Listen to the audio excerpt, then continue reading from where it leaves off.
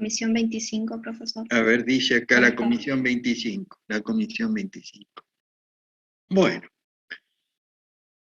Yo primero voy a ver quiénes están, de las 7, 8 y 27. Ya tengo tomados los que vienen temprano, ya los tomé. Así que de la comisión 7, que es la comisión de, por ahora, de 3 tenedores.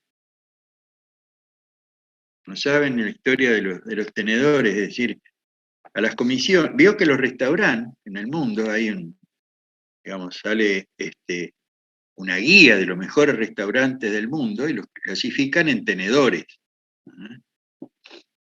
Entonces, decía, bueno, una comisión tal tenía un tenedor por ahora, 2, 3, y por ahí algún día les voy a mostrar una foto que mandan ahí cuando hacíamos las clases, digamos, en el aula 11, estaban las computadoras y estaba una mesa larga y ahí nos reuníamos.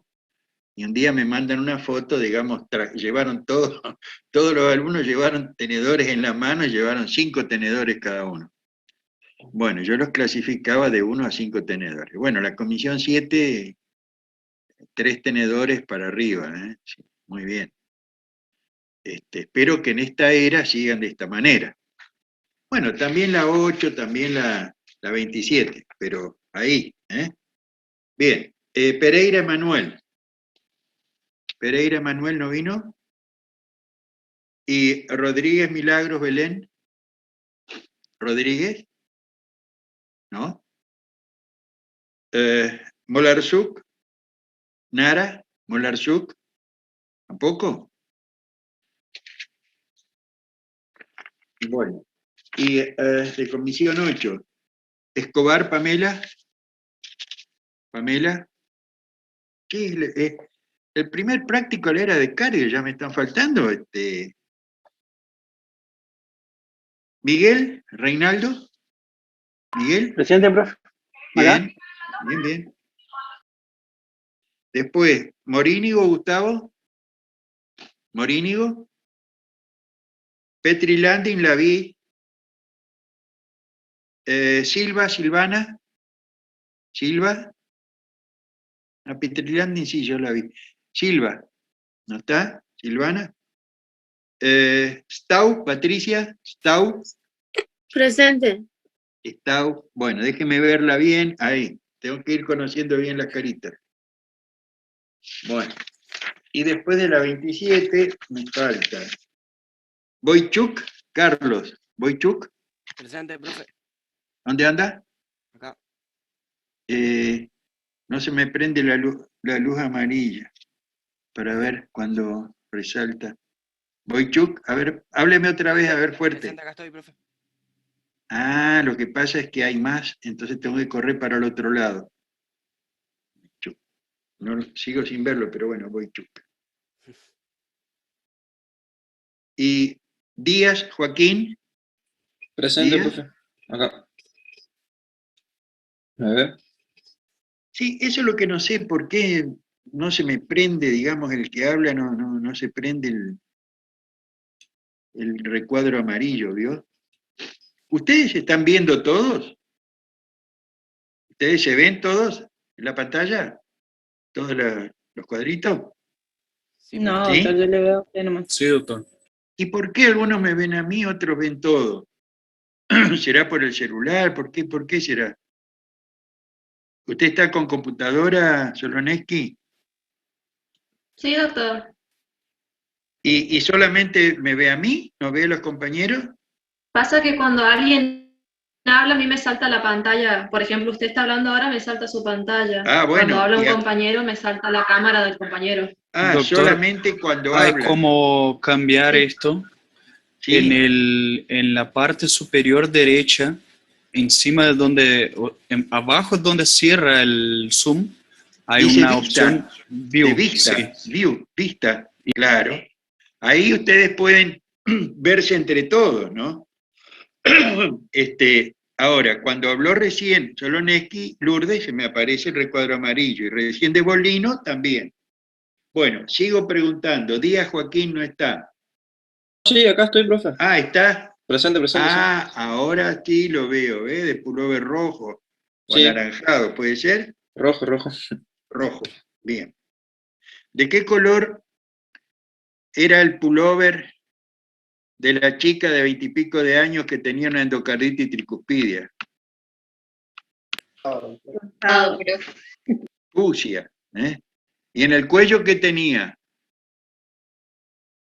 Ah, ¿qué se veía en el cuello? No me diga que se acuerdan del pullover ahora y no se me acuerdan lo que tenía en el cuello, que se veía en el cuello. ¿Ingurgitación yugular, doña? Ingurgitación yugular.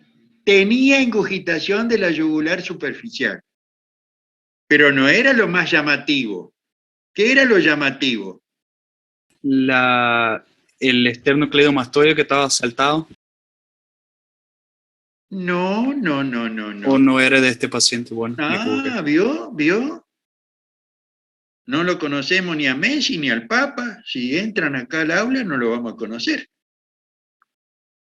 Entonces, fíjense qué interesante.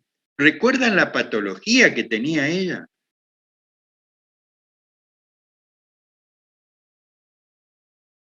Bueno, esto es lo que yo les pido, que ustedes vean imágenes. Ah, claro. Éramos un soplo tricuspidio. Y ahora que vamos a hablar de valvulopatías, recuerden que tenía un soplo tricuspidio. ¿Por qué la vimos en respiratorio? Porque las vegetaciones hizo microembolias sépticas, hizo abscesos pulmonares, y tenía expectoración purulenta, tenía fiebre. Pero ¿qué pasaba con esa tricúspide? Esa tricúspide era insuficiente. Las vegetaciones habían destruido el germen de la válvula. Y entonces tenía un reflujo cada vez que latía el corazón. El ventrículo derecho impulsaba sangre hacia la pulmonar, pero también hacia atrás. Tenía una regurgitación, un soplo sistólico, regurgitativo, y eso le provocaba un pulso venoso en el cuello. ¿Recuerdan ahora que había que diferenciarlo de qué? Del baile arterial. Hoy vamos a ver un baile arterial, pero tenemos que recordar cómo era el pulso venoso, y cómo se distingue. Ah, por la inspección solamente. Por ahí tenemos que palpar. El pulso arterial es, digamos, la presión arterial nos provoca una sensación en la mano, en cambio el pulso venoso es una presión venosa que se mide en centímetros de agua. Es baja la presión venosa. No nos impresiona, digamos, de la misma manera que un latido arterial. Bueno, con esto quiero demostrar que es como si ustedes no hubieran estado en ese práctico. Es como que entró por acá, no sé por dónde, en realidad no sé si entró, pero pasó de largo todo. Esos casos tenemos que recordar. ¿Por qué? Porque en el final, y bueno, van a tener que conocer esas cosas. Entonces, las cosas importantes de los casos que estamos viendo, tienen que anotarlas, y tienen que recordar, sacar una fotito a la pantalla, no sé, pero tener una ayuda a memoria basado en imágenes, no en líneas de texto. Háganme caso. Si ustedes solamente el recuerdo de una patología la van a tener por lo que leyeron en el libro y van a ver en su mente líneas de texto, no. En el futuro van a ver pacientes, no van a ver libros de texto, van a ver pacientes. Y los pacientes se los mira, se los escucha, se los palpa, lamentablemente hasta que no haya una realidad virtual inmersiva con los anteojos y las manoplas para tocar la realidad virtual. Bueno, eso en algunos países ya no solamente se ven, se escuchan los pacientes, se tocan. Pero eso es tecnología de futuro, ¿no? Pero bueno, se llama realidad virtual, inmersiva. Uno le parece que está en un mundo real, con sensores. Bueno, voy a seguir. Not, Lucas, Neumann, Bruna, Neumann, Bruna, Ramírez, Daniela. Bueno, bien. Supongo que ya habrán tenido alguna clase teórica. Sequeira, Ana Luz, ¿qué me dice? ¿Han tenido clase teórica? Sí, hoy tuvimos Hoy tuvieron clase teórica, ¿sí? Sí. Bien, hábleme fuerte, por favor. ¿Y de qué le hablaron? ¿Qué le contaron? Hablamos en sí de valvulopatías y dentro de las valvulopatías nombró más que nada lo de la estenosis aórtica y de las insuficiencias. La estenosis y la insuficiencia. Bueno. Cuando veamos patologías, vamos a tratar de ilustrarlas, de ver imágenes, ¿sí? Ahora, cuando ustedes estudien una enfermedad, van a tener que tener un recuerdo anatómico, van a tener que repasar fisiología, van a tener que repasar fisiopatología, anatomía patológica, todo lo que hay detrás, ¿está? Porque no podemos avanzar si no tenemos los cimientos bien construidos, ¿está? Y vamos a hacer una pruebita a ver si tenemos los cimientos bien construidos. Por ejemplo, no se asusten, yo voy a hacer preguntas que son preguntas que a veces se suele hacer en el oral, de manera que esto puede servir de entrenamiento para que ustedes le pierdan el temor a la pregunta o a pasar el papelón o lo que sea. Pueden contestar, incluso ser honestos y decir, bueno, mire, no recuerdo. Y empezar a tener autocrítica, es decir, analizar uno mismo qué es lo que sabe, cuánto sabe, qué es lo que recuerda, qué es lo que entiende, qué es lo que no entiende, ¿está? Y en base a eso, avanzar. Entonces, yo le voy a preguntar a Gervasoni, ¿qué volumen de sangre hay en el ventrículo izquierdo al final de la diástole? 5 litros. Bueno, si usted cree... Bueno, depende. No, pero espere, no depende. A ver. Bueno, a ver, le acepto que yo dije que la palabra depende era no sé, un comodín. Bueno, a ver, ¿de qué depende? Y si, por ejemplo, si tiene una patología de base y tiene aumentadas las presiones o tiene hipertrofia. Bueno, pero fíjese, usted de entrada me contesta 5 litros. Y responden automáticamente. ¿Usted cree que en el corazón, a menos que tenga un gran corazón, Sí, que tenga 5 litros ahí al fin de la diástole en el ventrículo? No, pues. El ventrículo no, tiene... en realidad yo tengo que leer un poco más de fisiología y hoy me di cuenta en el teórico. Está bien. Pero hoy el doctor Miguel les habló de valvulopatías y le habló de volúmenes de fin de diástole, de volumen de fin de sístole, le habló de fracción de eyección, seguramente, de esas cosas. Entonces yo sugiero que vean la clase teórica que van a ir a escuchar y lean algo antes. Lean por lo menos las bases anatómicas, la fisiología, la fisiopatología, de la patología que van a dar en el teórico, porque entonces van a entender mejor. ¿Está? Bien. Y si yo le pregunto a Mauricio, ¿cuál es el volumen minuto cardíaco? O el gasto cardíaco. No vaya a buscar ahí por internet. Si se recuerda, me lo dice, y si no, mala suerte. ¿No recuerda? ¿Y ahí no es 5 litros, profe? Bueno, pero espere, pero Mauricio se va a enojar. Ahí si activé el te lo micrófono, ayuda. doctor. Ahí está. Bueno, ¿El ¿y gasto cuánto cardíaco de cuánto es? Sí. Parece o sea, es la frecuencia cardíaca por el volumen sistólico. Muy parece bien. Una tontería, Entonces, pero me pongo nervioso y no recuerdo. Muy bien. Entonces, usted puede deducirlo.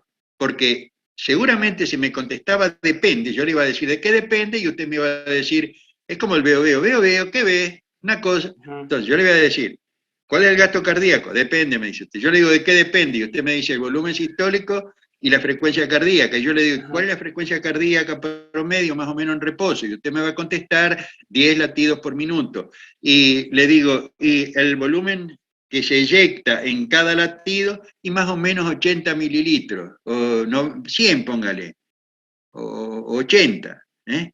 Y ahí usted me calcula, entonces, en un minuto, perdón, dije 10, y en realidad estamos confundiendo. ¿Con qué estoy confundiendo cuando dije 10? A ver, Con la ¿con frecuencia qué? respiratoria. Claro.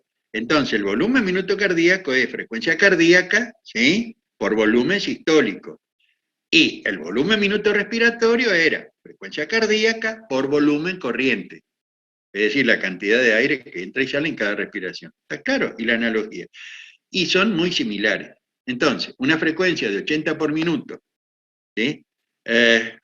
70, póngale, por 80 mililitros en cada sístole, son 5.600 más o menos, entre 5 y 6 litros de volumen minuto cardíaco en un adulto. Por supuesto que si es un chiquito, y bueno, volumen sistólico va a ser menor, aunque la frecuencia cardíaca puede estar un poquito más alta. Bien, y voy a seguir preguntando.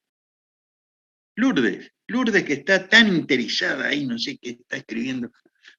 Dígame, Lourdes, ¿y la presión venosa central cuánto es? La presión venosa. Ay, yo las presiones siempre me olvido, profe, ese sí no me acuerdo. Bueno, ahora, hay ciertas cosas que para poder entender después enfermedades, tenemos Profe, que saber... ¿puede ser que sea 7? ¿Pero 7 7 milímetros qué? de mercurio. Milímetros de mercurio. Bueno, ahí está el tema, ahí está el tema. ¿Cómo medimos la presión venosa? Son mediciones importantes, digamos, porque todo lo que vamos a hablar alteran estas presiones, y estos volúmenes y esto. Entonces, usted tiene que recordar que la presión venosa central se mide a través de un catéter que se introduce por vía subclavia, una punción subclavia, se introduce un catéter central. ¿Qué significa? El catéter va a la aurícula. Y ese catéter se conecta a un frasco donde se está pasando solución fisiológica. Entonces, se desconecta del frasco el catéter que está lleno de líquido, a la altura de la línea axilar media, con el paciente en decúbito, se mide la altura de esa columna. Y esa es la presión venosa central. Ahora, esa columna no tiene mercurio. ¿Qué es lo que tiene? Agua. Entonces, son centímetros de agua. Por eso decíamos que la presión venosa, en general, se mide en centímetros de agua. Y ese pulso venoso que se ve, digamos, la insuficiencia tricuspidia, si uno lo palpa, y no ejerce presión sobre los dedos. En cambio, la presión arterial, sí, si eso fuera un latido arterial. ¿Tá? Bien, dicho esto, vamos a preguntar, a ver, ¿se acuerdan, Lourdes, la presión arterial, digamos, curva de Gauss, la población adulta sana, más o menos cuánto es la presión arterial? 80, 120, profe. Bueno, 120, 80, 120, 80, bueno, vamos a tener todo un capítulo sobre hipertensión. Bien. Sí, eso varía después con la edad y todo. Bueno, dicho esto, vamos a repasar, antes de ver casos, vamos a repasar cuáles son los motivos frecuentes de consulta por enfermedades cardiovasculares. Estas consultas en general se hacen al médico clínico o la gente, de acuerdo a su formación y a su cultura y a su búsqueda en Internet. Muchos pacientes o mucha gente busca los síntomas en Internet. Y si se trata de problemas cardiovasculares, en general van al cardiólogo. Mala costumbre de ir al especialista. En realidad uno tendría que concurrir a un médico general o a un clínico que resuelva, codiagnostique inicialmente, hay cosas que las resuelve rápidamente un clínico, un médico general, o bien lo deriva al especialista, que no siempre es un cardiólogo, que responden al motivo de consulta, como vamos a ver ahora. Porque muchas veces una enfermedad se manifiesta de una manera que parece que corresponde a un órgano determinado y resulta que ese síntoma está producida por otra enfermedad de otro órgano diferente. Ya lo vamos a ver. Entonces, lo importante es que ustedes entiendan que hay ciertos conocimientos que constituyen el edificio, el cimiento y las columnas del edificio. Y esas cosas hay que recordarlas acá. Hace 50 años, hace 60 años, no había teléfono celular, no existía Google, no existía Internet, no existía computadora, no había nada. Solamente libracos gordos que uno tenía que incorporarlo acá. Todo el conocimiento. Y la mente estaba ejercitada para recordar. Y sobre todo a la edad de ustedes, que son una esponja para recordar. Bueno, una esponja medio deteriorada porque, no sé, han venido medio falladas las últimas generaciones porque no recuerdan nada. Y el problema es que no solamente que no recuerdan, sino que les cuesta razonar encima. Pero bueno, vamos a ir viendo de qué manera podemos ir cambiando la cosa. Entonces, hoy día, ustedes tienen herramientas donde hay información. Pero hay cosas que ya tienen que ser incorporadas y conocidas y entendidas como quien hace los cimientos de un edificio, hace las columnas, sabe que eso va a aguantar, digamos, determinado peso, y después los pisos, que si es cerámico, que si es de madera. Bueno, eso es aleatorio, ustedes van a un catálogo y buscan catálogo de pintura, no necesitan saber la cantidad de pinturas que existen para decorar el edificio, ni la cantidad de modelos de piso para poner en su edificio, ni la cantidad de sanitarios y los tipos de sanitarios, no, están todos en los catálogos. A nadie se le ocurre recordar y tener de memoria todos los catálogos en la mente cuando un arquitecto hace el edificio. Ahora, lo que sí el tipo tiene que saber y entender, digamos, cómo tienen que ser los cimientos, cómo tienen que ser las columnas. Después, lo otro, lo buscan los catálogos. Bueno, acá yo pienso lo mismo. Ustedes tienen que entender la enfermedad y los detalles después, porque los van a olvidar. Ustedes con lo que aprendan este año, el año que viene no lo van a recordar, y menos en los siguientes. ¿Por qué? Porque todo es muy extenso y ustedes no saben qué es lo importante, qué es lo accesorio, qué es lo que se puede buscar en el catálogo, en el libro o en internet, y qué es lo que hay que conocer realmente como fundamento, como entendiendo los mecanismos de la enfermedad. ¿Está? Entonces, yo me voy a ocupar, voy a poner todo el empeño para que ustedes entiendan los mecanismos que producen enfermedad. La fisiopatología, cómo se manifiesta, los por qué. Vamos a tratar de descubrirlo juntos. Pero además eso requiere la repetición. Una sola vez no pasa nada. Hay que repetir, hay que razonar, y lo que es incorporado en base al razonamiento, eso es lo que no se olvida. Lo que es incorporado en base a la escucha nada más, sin procesar esa información, se la olvida, seguro. Bien, entonces, el que razona y conoce los fundamentos de las enfermedades, después en el examen, y bueno, se va a asegurar por lo menos aprobar el examen, entendiendo. Que después no recuerden detalles, que las preguntas, bueno, no sacarán un 10, no sacarán un 9, pero seguro que probablemente aprueben si ustedes entienden la enfermedad. ¿Tá? Bueno, vamos a ver entonces motivos de consulta en el área de la segunda era, que es patologías cardiovasculares. Vamos a empezar por Milagros, que la tengo allá a la izquierda. Un motivo de consulta sería Disnea. disnea, perfecto. Después vamos a analizar cada uno, pero vamos a repetir los primeros. Disnea. Sequeira, otro motivo, ¿por qué pueden consultar? Angor. ¿Eh? Angor. Fuerte, fuerte, por favor. Angor. ¿Eh? Angor. Dolor en Angor, el Angor, pecho es decir, trasero. Angor. A ver, fíjense qué interesante.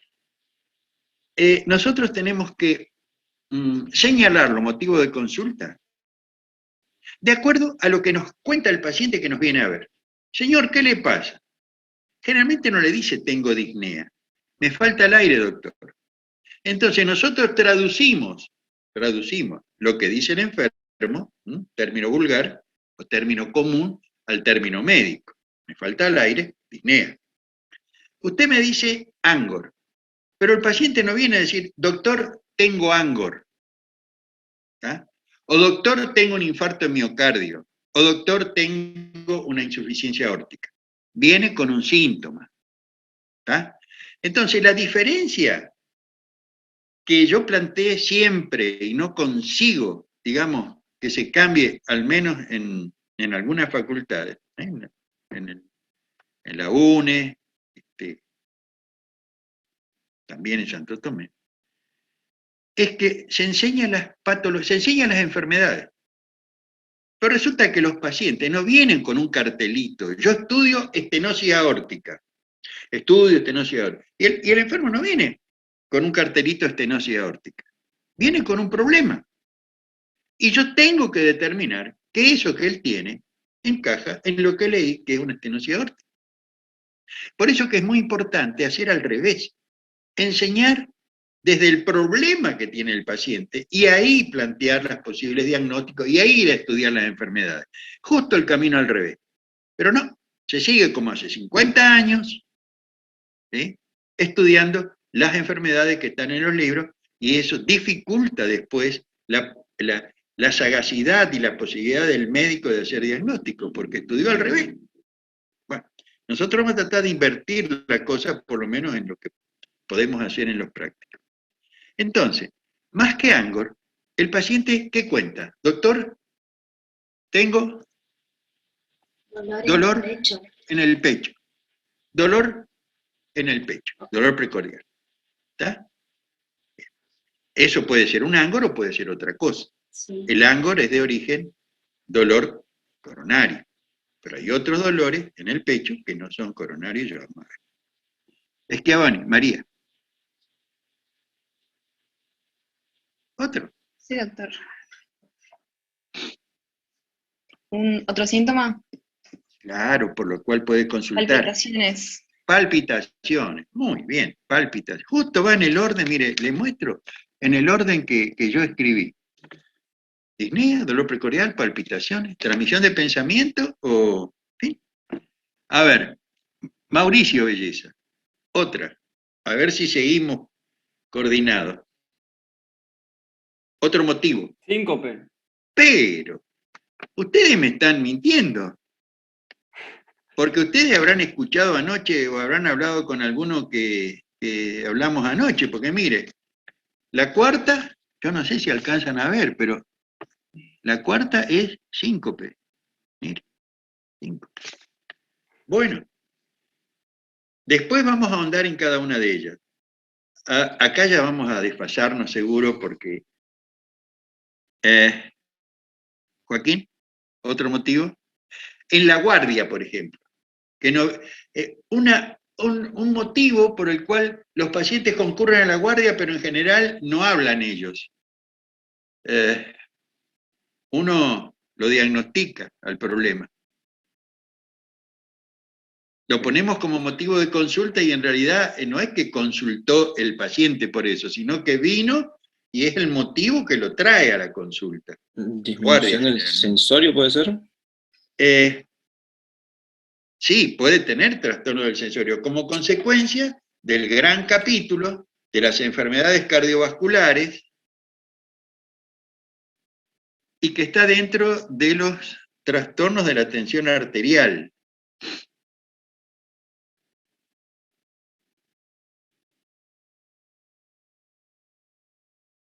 A ver, ¿a alguien se le ocurre? ¿Hipertensión? Bueno, la hipertensión arterial está más adelante. Pero lo contrario. ¿Emergencia hipertensiva? No, está dentro de la hipertensión. Del capítulo de hipertensión, puede ser una emergencia, una urgencia, no. Pero otro motivo, viene a la guardia, pero al revés, no tiene hipertensión. Si no tiene hipertensión, tiene hipotensión. Sí, pero la hipotensión es sostenida y menos de 80 de sistólica. Y un paciente que viene con menos de 80 de sistólica y le tomo y tiene otros síntomas, pero tiene menos de 80 de sistólica. Ese paciente está en ¿Shock? shock. El shock. El shock es otro gran capítulo dentro de las enfermedades cardiovasculares y hay distintas causas. Ahora vamos a ver entonces cada una en particular. Otra, hipertensión arterial, dijeron, y un par de causas más. Estamos en cardiovascular. En cardiovascular. ¿Qué les parece?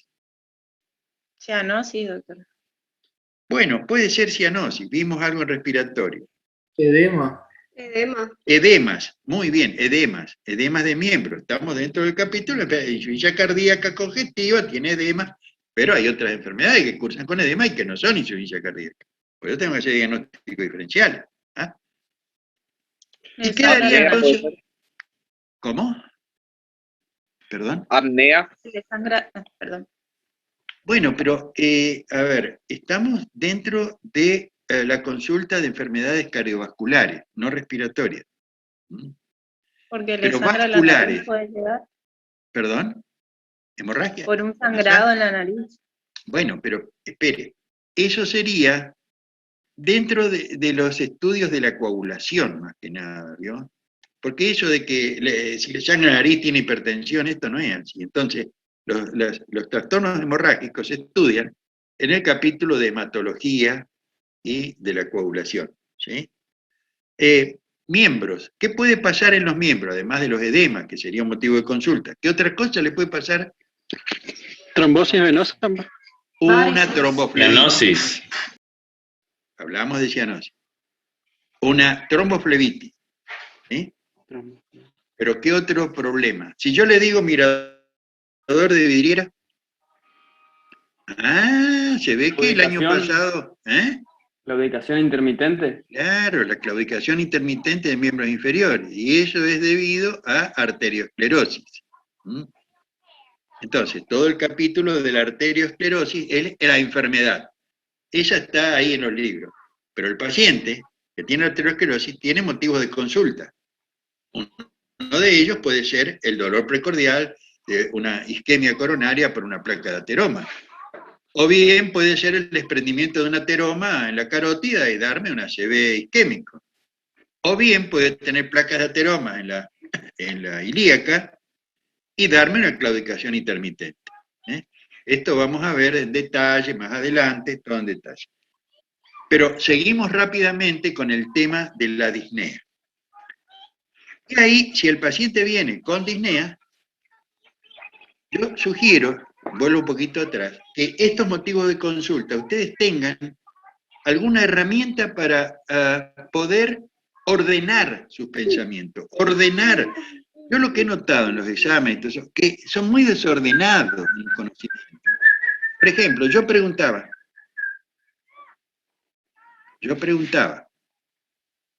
dígame, causas de insuficiencia respiratoria tipo 2, es decir, con hipoxemia e hipercapnia.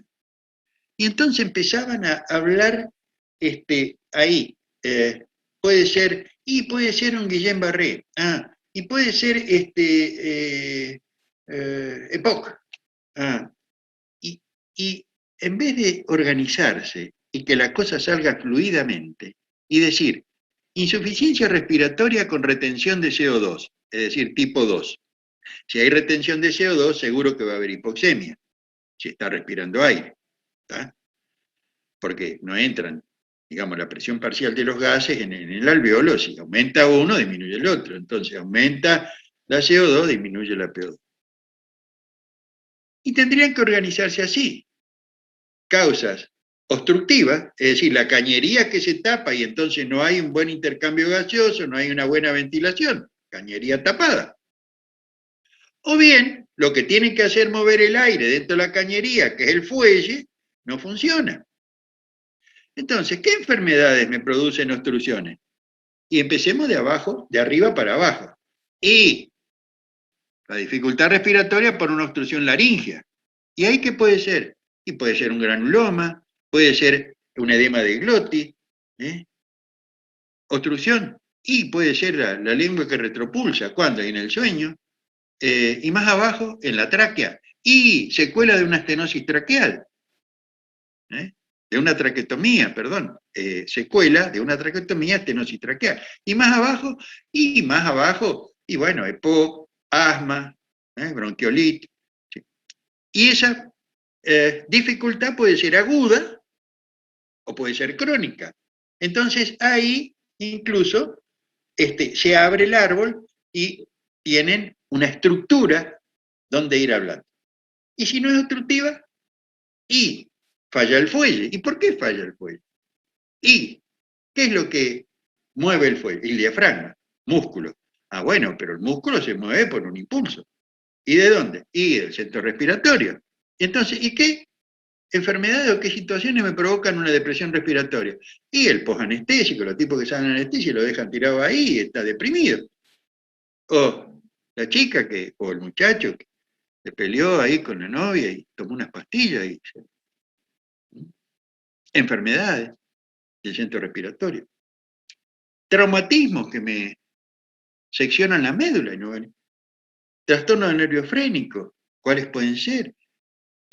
La parálisis diafragmática, la fatiga muscular, o los músculos contracturados, como en el tétano, o la caja torácica que no se extiende, como el de allá, el de Notre Dame, allá que tocaba la campana.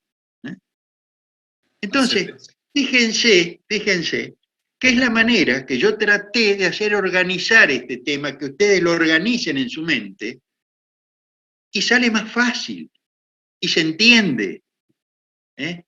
Y cuando hablamos de neuromuscular, ahí sí sale el Guillain-Barré, la miastenia, pero no largar así, palomas sueltas. Entonces, ahí yo compruebo, que no organizaron el conocimiento, no lo organizan. Y eso se llama taxonomía. Y para eso existen recursos.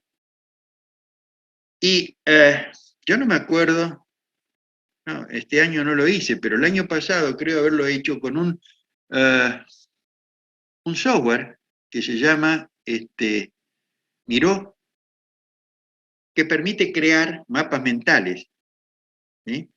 Y, digamos, en vez de hacer cuadros sinópticos a mano, y ahí en la pantalla uno puede crear, digamos, líneas que unen puntos, poner cartelitos, colores, es decir, hay software para hacer eso. Pero aunque no se haga de esa manera, acostúmbrense en sus cuadros sinópticos, a organizar el conocimiento, a poder empezar desde la raíz, digamos, por las ramas, acostúmbrense a esto. ¿Sí? Entonces, cuando hablamos de disnea, decimos, disnea de origen cardíaco, disnea de origen respiratorio, o de causa respiratoria. ¿Qué otro tipo de disnea? ¿Qué otra causa de disnea? Que no sea respiratoria ni cardíaca. La psicológica. Claro. ¿Otra?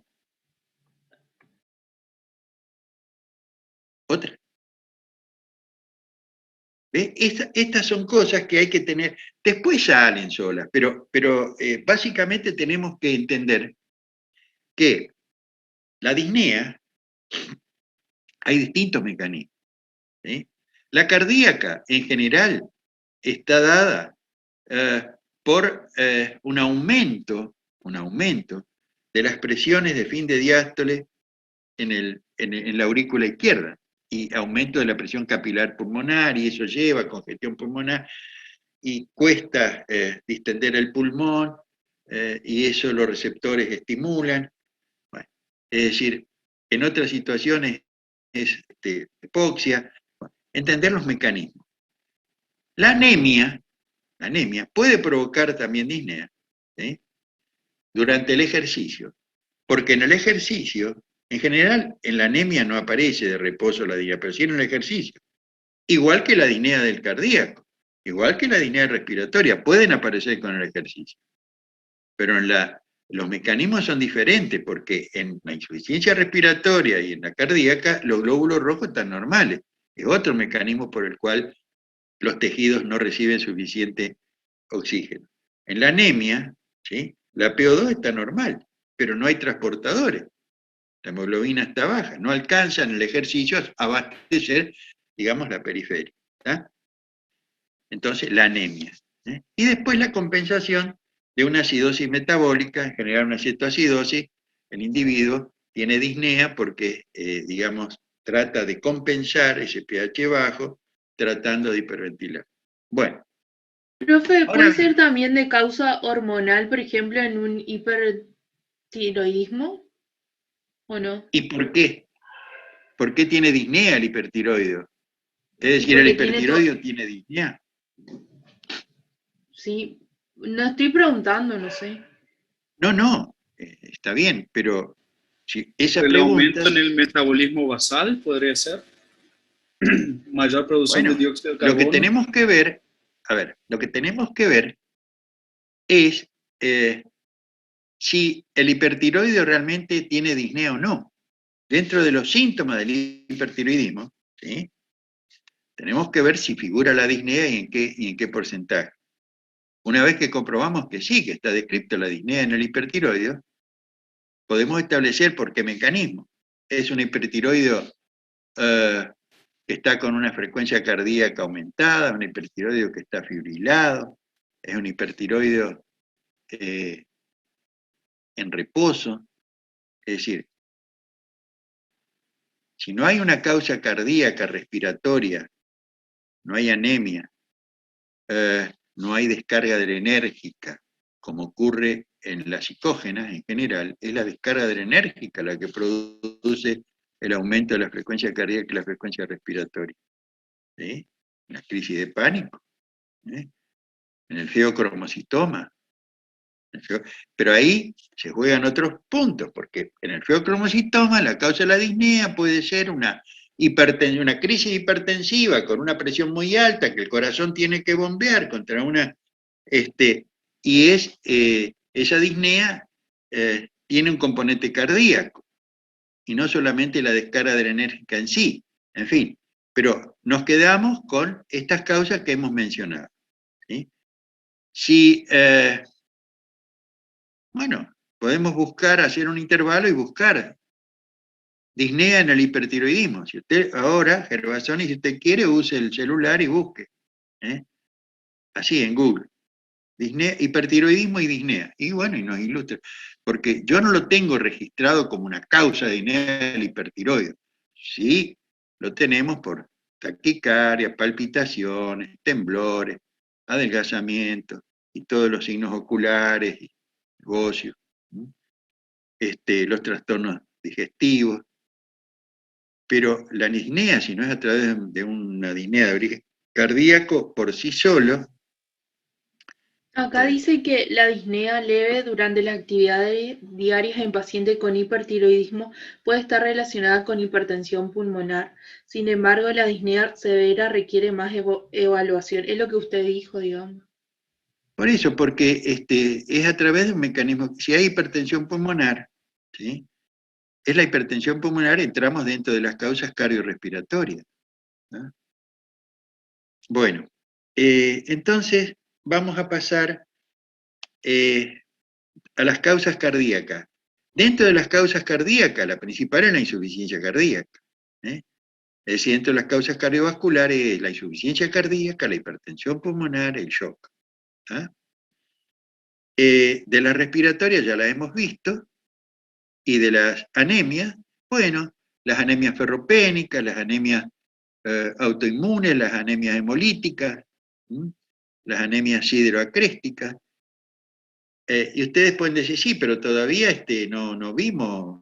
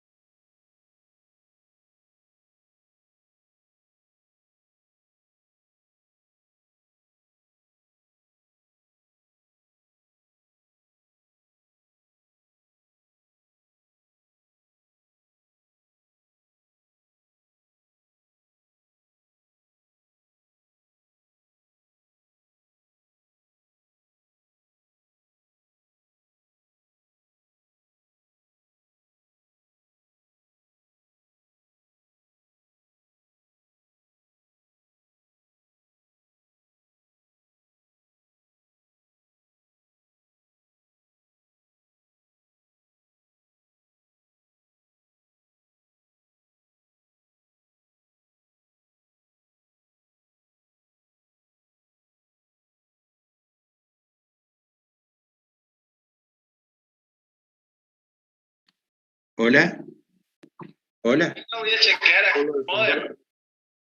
Y bueno, pero sí, lo escucho, Maidana, pero el tema es que se corta intempestivamente sin una causa, porque en todo el día no tuve problemas, justo el Zoom y se corta. Bueno, ahora reanudo. Hasta luego. Hasta luego. Hasta luego. Fíjese a ver cuál fue el problema para que no ocurra. Listo, gracias. Internet, Gigaret, no se lo recomiendo. Bueno, vamos a ver por dónde andábamos.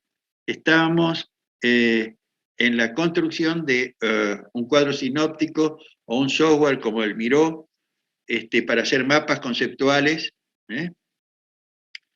y poder tener el esqueleto sobre el cual después ustedes van a recordar cosas. Y si los pueden ilustrar con figuritas, mejor.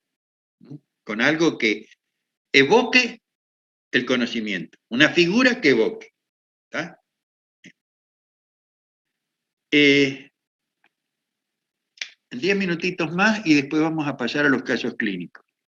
Bueno, ahora, si la causa del dolor precordial no puede ser de origen Lobato, ¿qué me dice? Dolor precordial, ¿qué origen puede tener el dolor precordial? Cardíaco. De origen cardíaco. ¿Y de origen cardíaco qué significa? ¿Qué patologías cardíacas pueden dar dolor precordial? Estamos haciendo un Y una recuerdo estenosis aórtica.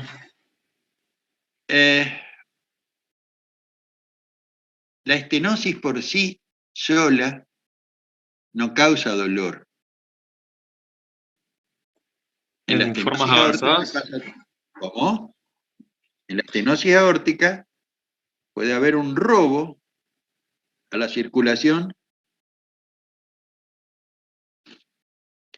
El dolor precordial de origen cardíaco se origina en el músculo cardíaco por acumulación de ciertas sustancias que aparecen en circunstancias de hipoxia. Es decir, la perfusión coronaria es defectuosa y puede ocluirse y no irrigar determinadas zonas del músculo cardíaco. Ahí se produce una isquemia miocárdica, y esa isquemia origina dolor. Cuando el músculo se necrosa, el dolor cede, pasa. Y la necrosis del músculo es el infarto. Entonces, el ¿Podemos infarto decir entonces miocárdico, insuficiencia coronaria? insuficiencia coronaria, ¿sí? Entonces, el déficit de perfusión puede deberse a placas de ateroma que obstruyen la luz parcialmente y puede manifestarse como ángor de esfuerzo, un ángor estable o un ángor inestable. Es decir, ya esto lo vamos a ver en profundidad, pero quiero darles un pantallazo para ver las cosas que vamos a ir estudiando. Ese ángor inestable tiene su característica y una placa donde va creciendo ahí, digamos, un acúmulo de plaquetas y va provocando un trombo y se me va ocluyendo la luz, y esto puede llegar a ocluirse totalmente y darme un infarto. Entonces, ángor estable, ángor inestable. Ya vamos a ver que esto se llama síndrome coronario agudo, que puede conducir a un infarto miocardio. Eso causa dolor. Ahora, hay enfermedades valvulares, como la estenosis aórtica, donde se produce un robo en la circulación coronaria y aparece ángor. Pero no es la estenosis la que produce, sino a través de un mecanismo. El otro dolor de origen cardíaco es el dolor pericárdico, la pericarditis. Entonces, la vía del dolor es otra cosa que tenemos que estudiar. El dolor somático y el dolor visceral, cuáles son los aferentes, los eferentes, por dónde se conducen. Eso es también el conocimiento que sostiene, digamos, la interpretación del dolor. ¿Por qué el dolor coronario no calma con ninguna posición y el dolor pericárdico sí? Al inclinarse hacia adelante, cede el dolor pericárdico. Con la tos y la respiración profunda, se exacerba el dolor pericárdico. Por eso se dice que es un dolor de tipo pleurítico. En la pleuritis, una de las características de esa puntada de costado, la característica es que aumenta con expiración profunda y con la tos, el dolor pleurítico. Bueno, pero no solamente el dolor precordial es de origen cardíaco, puede ser vascular, que sale del corazón, que puede doler, irradiarse el dolor de la espalda, un aneurisma disecante de aorta, causa de dolor precordial. Otra causa de dolor precordial, la pericarditis. Disección aórtica. ¿Perdón? Disección aórtica aguda. Bueno, dijimos aneurisma disecante. Otro dolor precordial. Cuando decimos dolor torácico, estamos abarcando causas no cardíacas o no ubicadas dentro de un sector, el precordio. El tórax es más amplio, entonces ahí tenemos que hablar de neumotórax, tenemos que hablar de pleuritis, de neumonía, ¿Una de úlcera puede hemorragia ser? intercostal, perdón. ¿Una úlcera? Bueno, espere. Entonces, cuando hablamos de dolor torácico es mucho más amplio, las causas de dolor son muchas más, desde una culebrilla, es decir, ¿cómo se llama esto? El herpes zóster. Hay muchas causas de dolor torácico, pero dolor precordial ya limitamos, ¿tá? En el precordio. De lo que dijimos hasta ahora, una úlcera, el dolor ulceroso no se localiza en el precordio, se localiza en el epigástrico. Entonces ahí veremos causa de dolor epigástrico son otras. Ahora, en el dolor epigástrico, puede localizarse un dolor de origen cardíaco. Y estamos ya en el abdomen, en el epigástrico. ¿Cuál? Y el infarto de miocardio de cara inferior. O la isquemia miocárdica en cara inferior. Eso, el dolor, es referido al epigástrico. ¿Tá? Sin embargo, la patología es cardíaca. Ahora bien, hay otras veces que el dolor precordial está provocado por una patología digestiva. ¿Reflujo, profe? Que es el reflujo gastroesofágico, puede darnos un dolor, o bien el espasmo esofágico. ¿Está? Les cuento, en el hablar con caso 1, en el asistente de Google, era un paciente que tenía dolor precordial y había muchas consideraciones del dolor precordial, y era un buen diálogo que se podía mantener porque sugería las preguntas que después podían hacer ustedes y después hacerlas en cualquier orden. Bueno, les comento. Los señores de Google, de los 21 casos que yo tenía, 18 casos me los sacaron. Me los sacaron del asistente porque dice que deja micrófono abierto. Es decir, que el asistente no le dice al usuario qué es lo que tiene que preguntar o qué es lo que puede preguntar. Y mi lucha con ello es que el usuario es estudiante de medicina y sabe lo que puede preguntar, digamos, a un paciente. Bueno, ahí está. No podemos usar más que 2 o 3 casos que son los que tienen sugerencia de la próxima pregunta, que es caso 1 y después le voy a decir, hay 3 casos que quedaron. Bueno, otro dolor precordial de origen coronario es la angina de Prismeta, que es el espasmo de la coronaria con coronarias llanas, es espasmo, no hay placa de ateroma. Y la otra es el síndrome de Takotsubo, que está vinculado a emociones violentas, etcétera, descarga adrenérgica que produce, digamos, dolor precordial. Bueno, dicho esto, y la otra, una toracoalgia no visceral. Toracoalgia, dolor en el tórax, no visceral. Las costocondritis, las fracturas costales y las costocondritis. Síndrome de Tietze, costocondritis. La característica, y se señala el dolor en un punto, con el dedo, se señala, y al comprimir esa zona duele. En cambio, el dolor del infarto o el dolor coronario es un dolor en garra. El paciente, bueno, en semiología ustedes habrán estudiado cómo ubica su mano. Bueno, otra, palpitaciones. Y las palpitaciones son la percepción del latido cardíaco. Uno habitualmente, ustedes no están percibiendo que el corazón está latiendo, sin embargo está latiendo. Hay ciertas arritmias que producen esa sensación y puede ser permanente en el caso, por ejemplo, de una taquicardia paroxística. De repente el paciente está bien y el corazón empezó a latir súbitamente a una frecuencia muy alta. 60, tuc, tuc, tuc, tuc, tuc, tuc, y eso siente como un golpeteo en el pecho. La taquicardia paroxística puede durar minutos, a veces horas, y cede espontáneamente. La fibrilación auricular puede provocar palpitaciones. Y las extrasístoles. Las extrasístoles, por ahí uno se da cuenta que algo pasó, algo latió mal, un latido antes de tiempo, extrasístole, un latido fuera de tiempo. Bueno, eso ya se verá en particular más adelante. Después el síncope. Consulta por síncope. Consulta porque tuvo una caída con pérdida de conocimiento,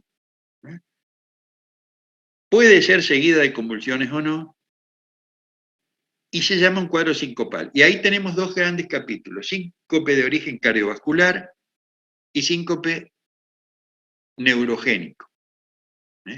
Entonces, dentro del cardiovascular tenemos la hipotensión ortostática, tenemos los bloqueos aurículo-ventriculares, que son circunstancias donde el impulso de la aurícula no pasa al ventrículo, hay un bloqueo en el nódulo AB, y entonces el corazón sigue latiendo, pero con un ritmo bajo, un ritmo isiano, 40 por minuto, y el pasaje, digamos, de una frecuencia de 80 por minuto a una frecuencia de 40 por minuto lleva a un hipoflujo cerebral que determina la pérdida de conocimiento, la caída y la recuperación posterior, digamos, con el paciente, digamos, en el suelo, vuelve a recobrar el conocimiento. Ahora, el síncope cardíaco puede verse entonces a bloqueo AB. La hipotensión ortostática es mixta. Son reflejos de Bembry, de Ben-Solhari, que se producen al incorporarse bruscamente y, digamos, el retorno venoso disminuye, en fin, hay todo un mecanismo que después vamos a estudiar en particular. Y otra, por ejemplo, está descrito como cuadros sincopales en la estenosis aórtica, ¿sí? Que son pacientes que, ya veremos ahora en el caso que voy a mostrar, pueden presentar cuadros sincopales, que están indicando ya la necesidad de intervenir quirúrgicamente al paciente. Y los de causa neurogénica, los síncopes vasovagales, incluso por ahí ustedes han estudiado en semiología, que a veces la hipersensibilidad del seno carotídeo puede llevar a un cuadro sincopal al ajustarse la corbata. El shock, otra patología que vamos a estudiar. Enfermedad o situación que debida a un trastorno fundamental de la microcirculación. En el shock hay distintos tipos de shock, pero todos tienen en común un déficit microcirculatorio, un trastorno de la microcirculación. ¿Tá? Y tenemos shock hipovolémico, dentro del hipovolémico el hemorrágico, tenemos shock séptico, tenemos shock anafiláctico, tenemos shock cardiogénico. Bueno, esto que estamos diciendo, traten de recordar y después esta noche o mañana hagan un cuadrito, hagan digamos, un algoritmo, un cuadro sinóptico para ir ampliando y agregándole cartelitos a esto, ¿sí? Después tenemos dolores en miembros. Bueno, los dolores en miembros pueden ser unilaterales o bilaterales. Si es unilateral, en general, puede ser arterial o venoso. En general, los dolores de causa venosa son unilaterales, la tromboflebitis. ¿Tá? También hay dolores arteriales unilaterales, la oclusión por un trombo de la poplitea. Ahora, cuando es bilateral el dolor, en general es arterial. Y tenemos la arteriosclerosis de miembros inferiores, que si está localizada en las ilíacas nos va a dar la claudicación intermitente, el paciente cuando camina, el flujo sanguíneo es insuficiente, aparece dolor, tiene que descansar, sentarse o mirar la vidriera, el mirador de vidriera, hasta que otra vez el ácido láctico acumulado, es decir, disminuye el dolor y puede seguir caminando. Bueno, este es un capítulo interesante que ya veremos más adelante. Dolores en miembros inferiores. Por supuesto que también hay que descartar patologías, digamos, articulares, óseas, artrosis de cadera, artrosis de rodilla, etcétera, que dan dolor en miembros, y no son, pero son los diagnósticos diferenciales que hay que hacer. ¿Tá? La hipertensión arterial, otro motivo, ya sea por un chequeo, ya sea porque el paciente hipertenso viene a controlar, es un motivo de consulta, doctor, o bien porque le duele la nuca y cree que eso es debido a la presión. El dolor de nuca y la presión, en realidad, no hay, digamos, consenso de que porque yo tengo hipertensión arterial me va a doler la región occipital. Ahí hay muchas causas de dolor de cefalea occipitales, la neuralgia del nervio suboccipital de Arnold, las cefaleas tensionales, problemas de artrosis de columna cervical. Ahora, que algunas veces en un pico hipertensivo el paciente refiere una pesadez, una sensación, o él cree que está con una crisis hipertensiva, que la presión está alta porque siente una pesadez, una molestia, sí, puede ser de que alguien lo perciba y se dé cuenta que eso que está sintiendo, que no es el típico dolor de cabeza, digamos, que alguno puede experimentar en la vida, sino que es una sensación que puede percibir al enfermo hipertenso como que, y a veces no se equivoca, aunque a veces vaya a tomar la presión y no, está bien la presión y era otra, digamos, la causa de su molestia. Pero de hipertensión arterial lo que tenemos que tener como dos cartelitos, hipertensión esencial y hipertensión secundaria, es decir, primaria o esencial y secundaria. Y la esencial, bueno, ahí vamos a hablar de qué es la hipertensión, porque no se sabe la causa, ¿no? La hipertensión esencial, fundamentalmente cómo se trata y cuáles pueden ser las consecuencias o las repercusiones de una hipertensión arterial esencial no tratada con el paso del tiempo. ¿Qué repercusión cardíaca va a tener esa hipertensión? Pero sí tenemos que detenernos a la hipertensión secundaria, porque la hipertensión arterial esencial no tiene cura, tiene tratamiento, pero no se cura, hay que tratarla toda la vida. En cambio, la secundaria, sí se puede tratar la causa y terminar con el problema. Y las causas son múltiples. Y ahí sí tenemos que agregar los cartelitos, hipertensión secundaria. Generalmente si es paciente joven, menor de 30 años que tiene hipertensión o menor de 35, tenemos que buscar una causa secundaria, siempre. Y esto puede ser hipertensión vinculada al embarazo, puede ser hipertensión por una estenosis de la arteria renal, por una displasia fibromuscular, puede ser una placa de ateroma y ser de causa vascular o renovascular en el paciente de edad por una placa de ateroma.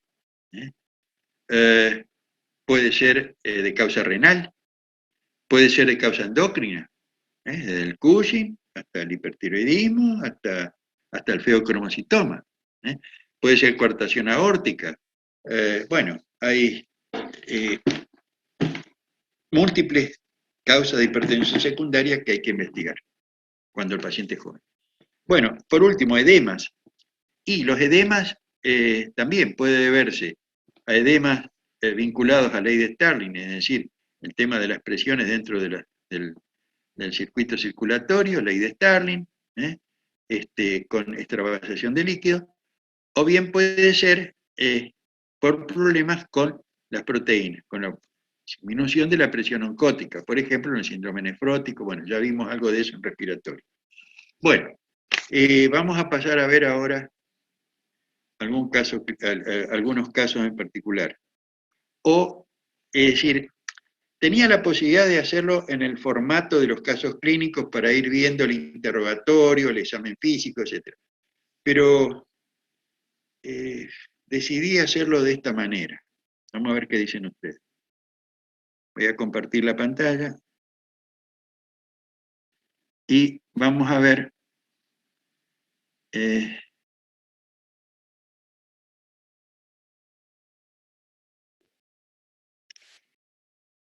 ¿sin qué? Se quedó sin... Bueno, bueno, yo lo lamento por ella, yo no le voy a preguntar nada. A ver, entonces, vamos a empezar desde acá. Vamos a ver el caso de Ignacio, quien consultó por disnea progresiva.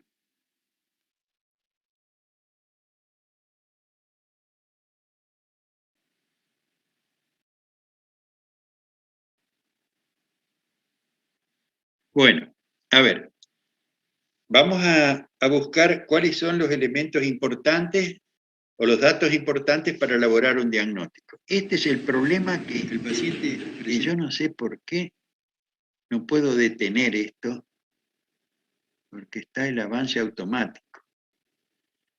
Bueno, voy a tratar de detenerlo para que ustedes puedan ver cuáles son los 4 elementos importantes.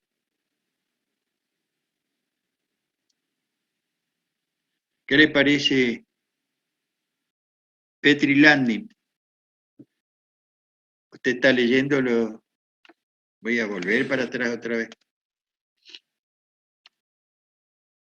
Petri Landing. ¿No? Cuénteme un poquitito, ¿qué elementos importantes? A ver, entonces, palpitaciones, sí, disnea progresiva, dolor precordial con el esfuerzo, edemas, dentro de la disnea, cómo progresó a crisis paroxística.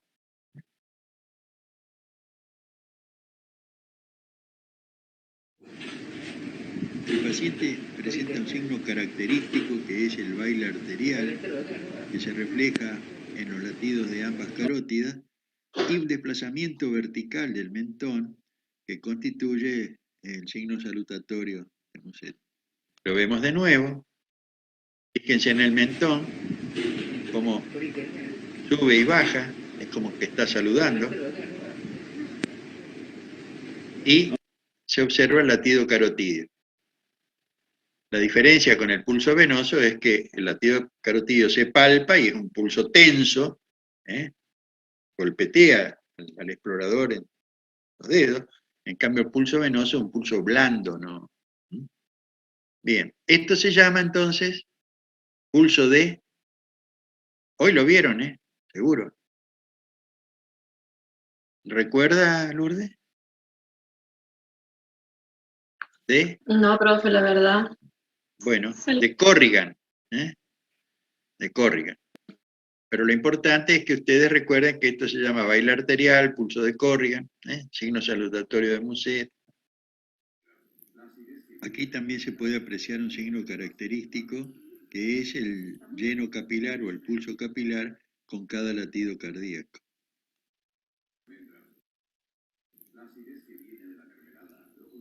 ¿Se ve? Bien. Con cada latido se llena el lecho unguial. Aquí vemos también otro signo que es el latido sincrónico de la úvula con los latidos cardíacos. Ojo, no en todos los pacientes que tienen insuficiencia aórtica se ve esto, ¿no? Esto es una insuficiencia grave.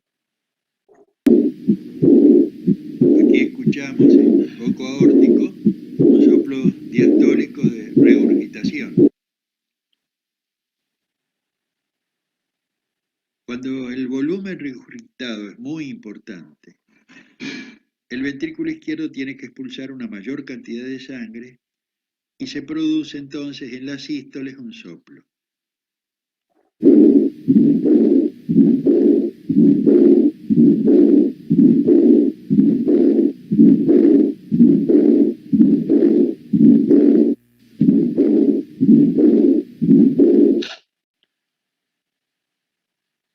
Está claro, ¿no es cierto? Es decir, como es mucho el volumen que expulsa, además de la regurgitación en la diástole, que es aparece un soplo sistólico.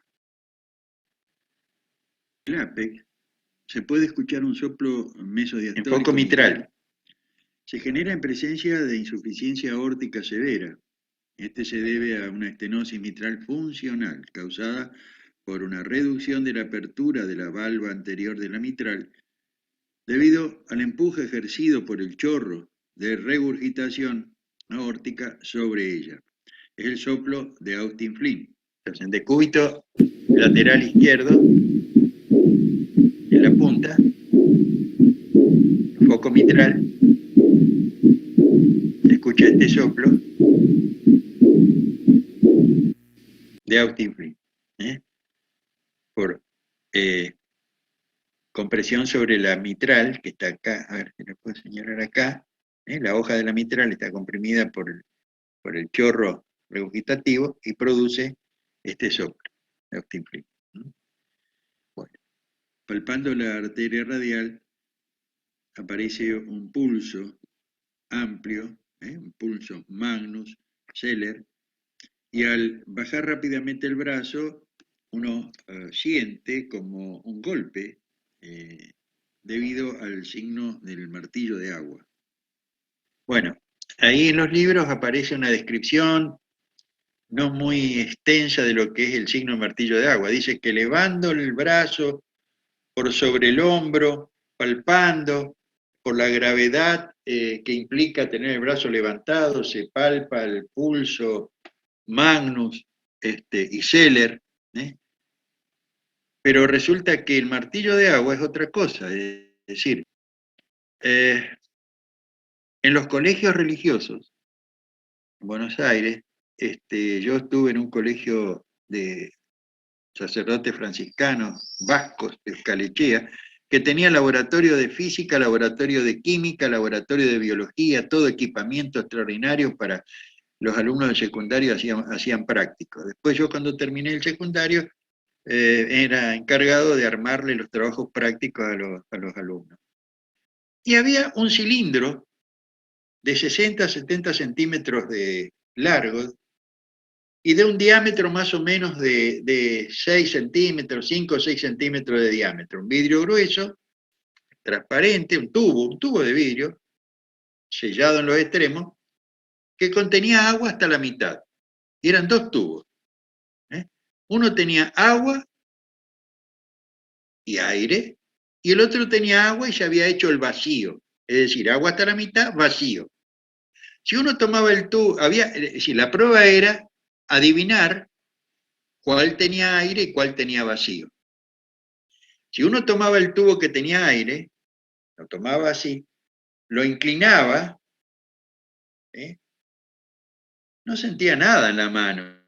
El agua chorreaba así, no había ninguna sensación. Pero si yo tomaba el tubo que tenía vacío, lo tomaba en la mano así, y rápidamente lo volcaba hacia abajo, sentía como un latido, un latigazo en la mano, dado por el choque del agua, que no tenía ninguna resistencia, sobre el fondo del recipiente, del tubo. Eso era el martillo de agua.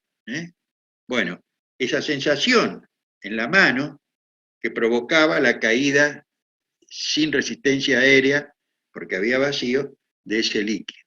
Bueno, en realidad, el concepto que yo tenía del martillo de agua era eso, que yo estoy tomando, digamos, por encima del hombro el pulso, y al bajar el brazo, se produce ese choque que yo lo palpo, digamos, al poner la mano sobre la arteria radial.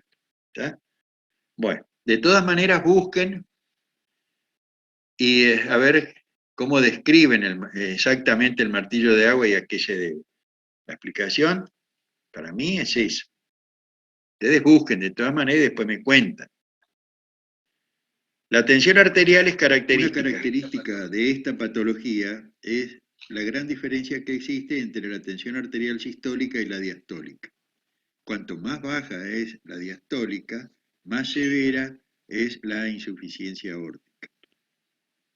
170 de sistólica, 40 de diastólica. A veces la diastólica es tan baja que no se llega a percibir cuando deja de escucharse los latidos. Entonces, esto siempre ténganlo en cuenta. La sistólica elevada.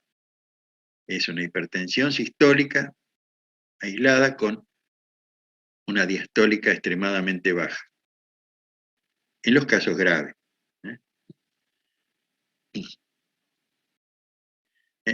En la radiografía de tórax podemos ver un aumento de la silueta cardíaca a expensas de un agrandamiento del ventrículo izquierdo y un arco aórtico prominente.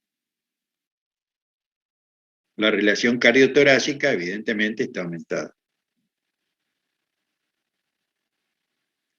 En el electrocardiograma podemos apreciar signos de hipertrofia ventricular izquierda, entre ellos la S profunda en B1 y una R alta en B5. Índice de Sokolov mayor de 35 milímetros. La suma de en B1 de la S y en B5 de la R mayor de 35. Esto está hablando de hipertrofia ventricular izquierda, puede haber desviación del eje también izquierda. El ecocardiograma bidimensional y el ecocardiograma Doppler son estudios fundamentales para determinar los flujos transvalvulares, la magnitud de los mismos y efectuar un pronóstico de la enfermedad. Un paciente... Oh, ¿otra vez estamos con el problema? No, profe, se le escucha bien, se ve bien.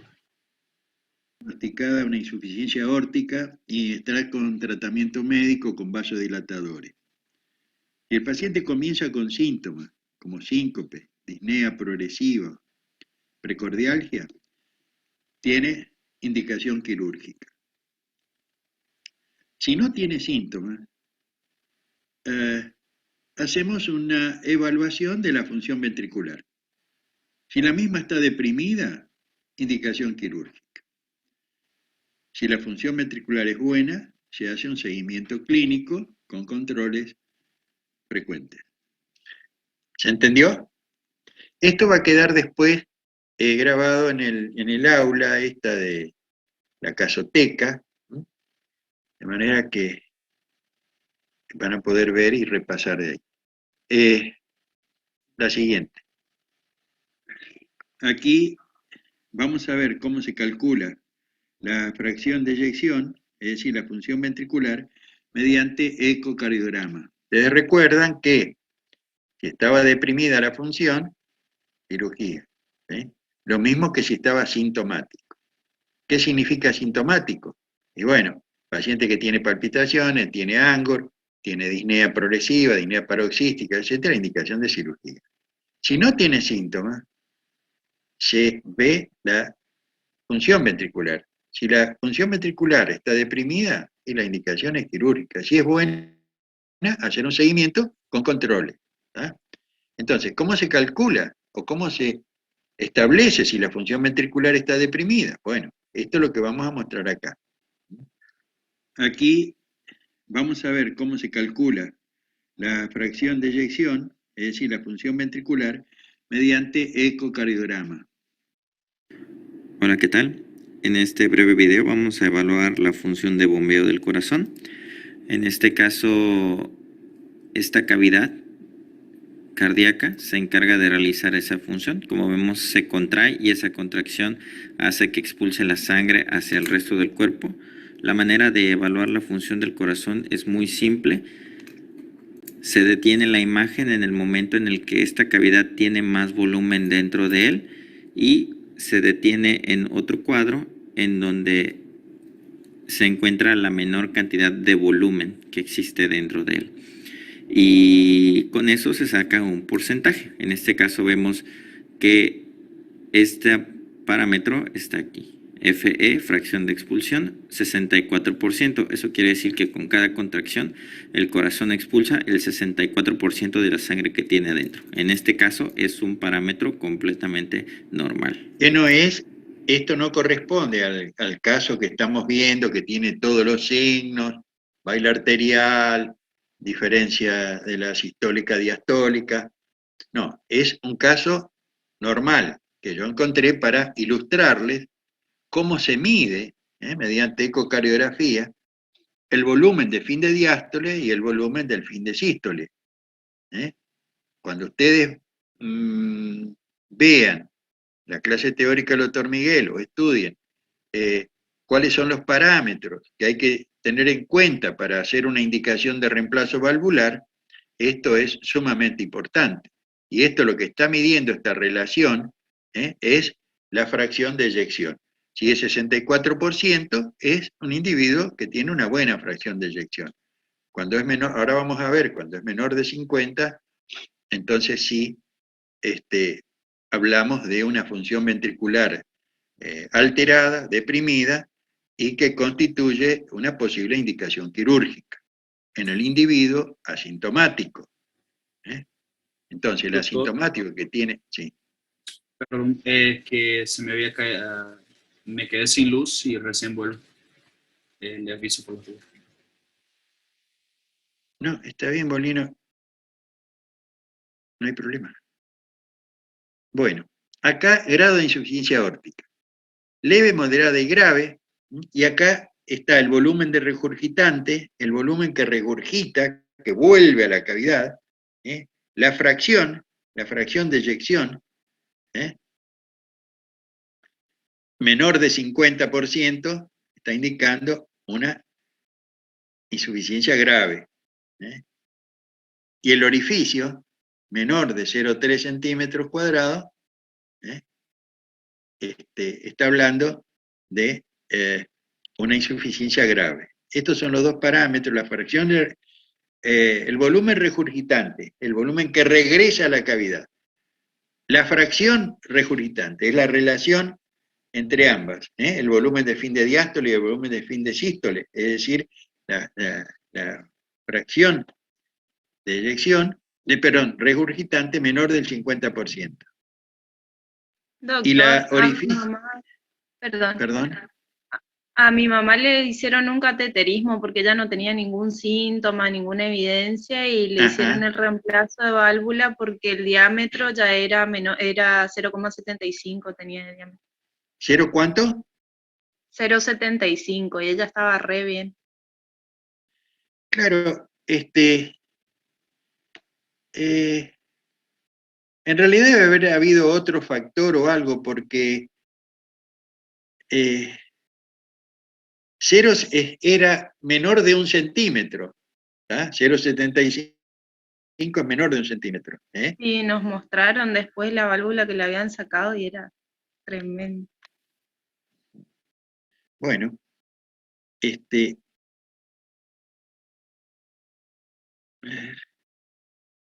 hay otra cosa acá, menor, mayor de 0,1.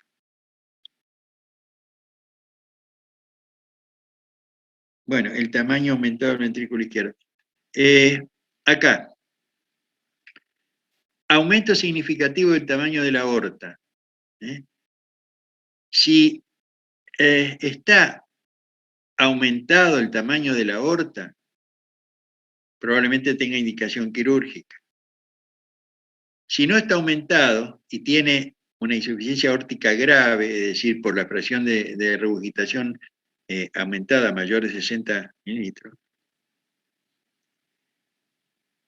si no, continúa con el tratamiento.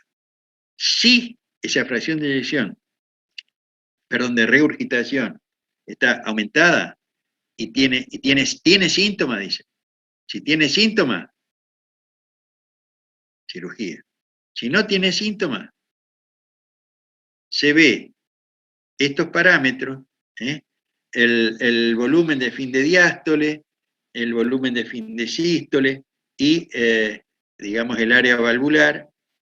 De acuerdo a eso, la cirugía o continuar con tratamiento. Esto es un poco engorroso el cuadrito este. Yo creo que hay otros más simples.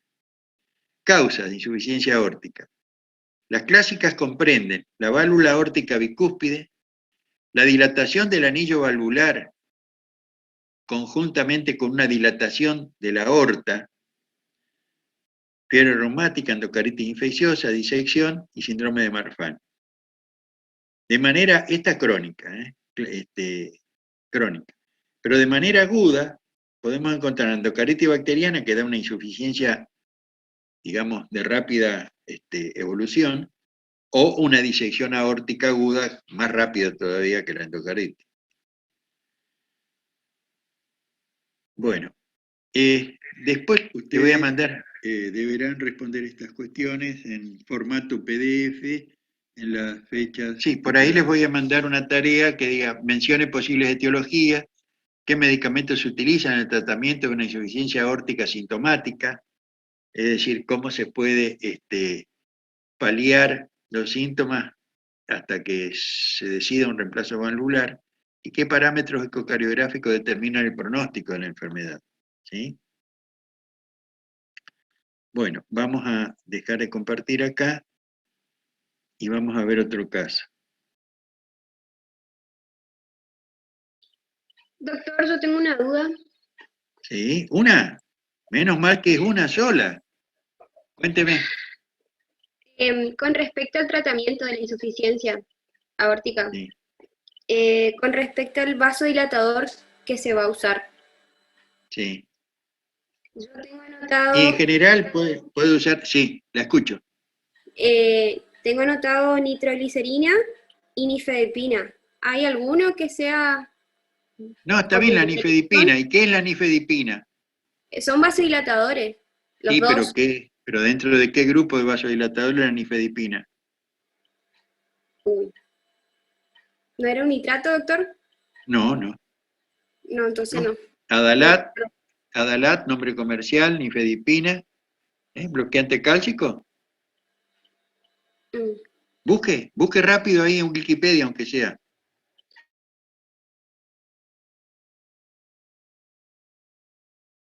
¿Tiene para buscar? Creo que estoy buscando. Sí, bloqueador de canales de calcio es. Bueno, entonces, le estoy mostrando cómo cuando ustedes leen, digamos, o repasan un PowerPoint, la duda que tienen, tuc, tuc, tuc, tuc, ahí nomás, celular, Google y la Wikipedia, en general, tienen conceptos, digamos, que son válidos. Es decir, Claro, no es... Sí. Mi duda era porque el doctor Miguel dijo nifedipina en la clase y en el Farreras dice nitroglicerina para la angina. O sea, los dos se usan para la angina, pero yo quería saber si hay alguno que se utiliza más. No. Es decir, en el caso de que tenga Angor, ¿sí? Entonces sí la nitroglicerina. Pero si no, como tratamiento vasodilatador para disminuir la poscarga, ¿sí? Se utiliza el bloqueante cálcico, son dos indicaciones distintas. Como vasodilatador, el bloqueante cálcico es nifedipina. Si llega a tener Angor, entonces, sí. Ahí está, gracias doctor. Bueno, esto es otro. Un paciente fumador de 69 años, antecedente de disnea progresiva y episodios anginosos. En los últimos meses presentó disnea nocturna de comienzo súbito y doctornea, muy parecido al anterior. Además, últimamente sufrió episodios sincopales al subir escalera, motivo por el cual concurrió al hospital donde se efectuaron estudios diagnosticándose una enfermedad cardíaca, informándose al enfermo que sin mediar tratamiento quirúrgico la sobrevida estimada no sería mayor de 2 años. Entonces, la sobrevida del paciente con estenosis aórtica, cuando solamente presenta Angor, estadísticamente tiene una sobrevida de 5 años. Cuando presenta cuadro sincopal, solamente un cuadro sincopal, 3 años. Y cuando tiene disnea progresiva, como este paciente, 2 años, estimada la sobrevida. ¿Está? Bien.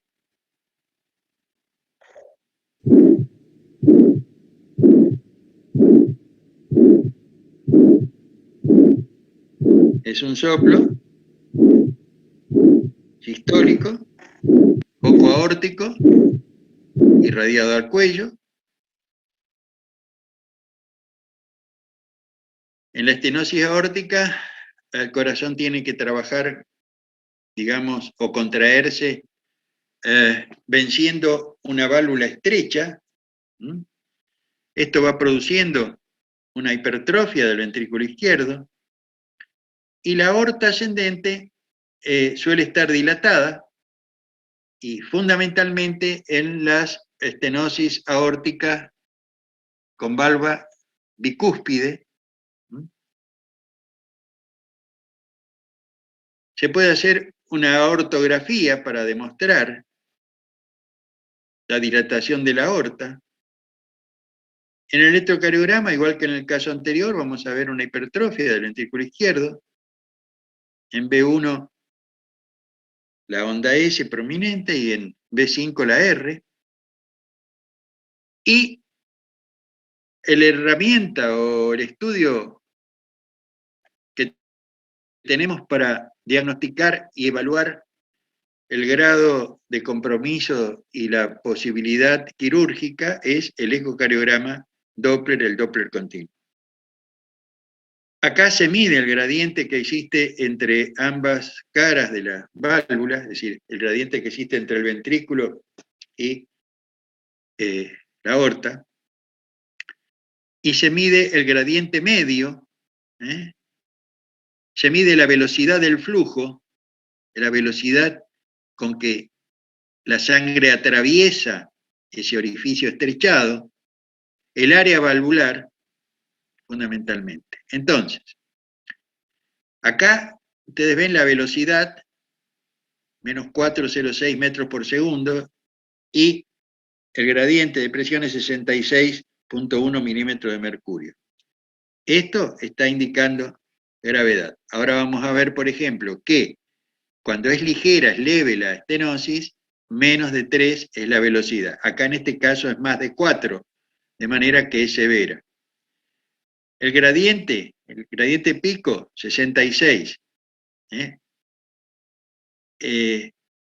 Acá, cuando es mayor de 40, perdón, gradiente medio, es el gradiente de presiones, no pico, el gradiente de presiones.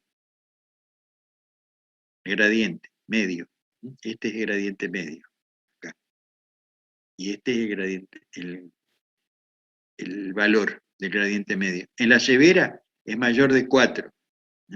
Y acá tenemos 66. De manera que esta es una estenosis aórtica severa.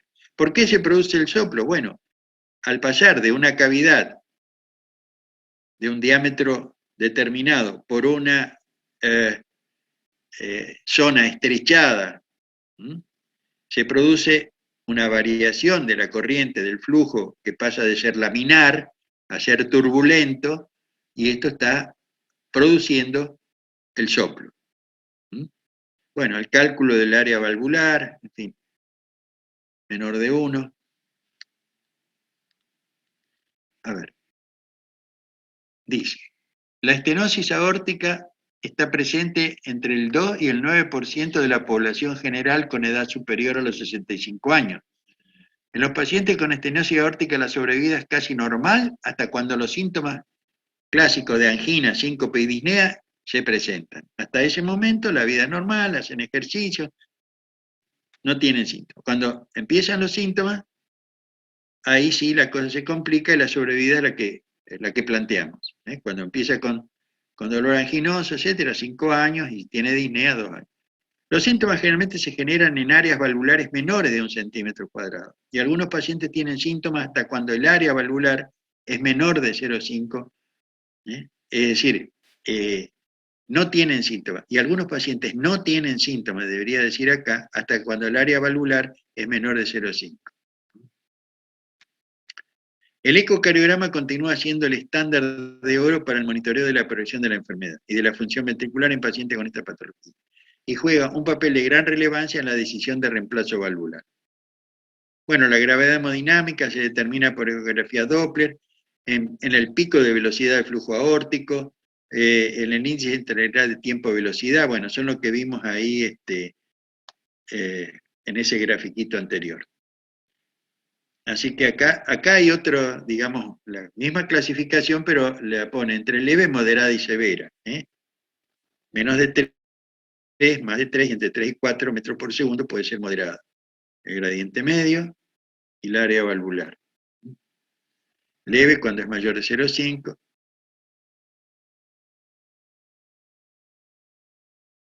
Bueno, la etiología degenerativa, que es la más común, del 2 a 7% en mayores de 65 años pueden tener una estenosis, puede ser leve o bien puede ser grave a medida que pasa el tiempo.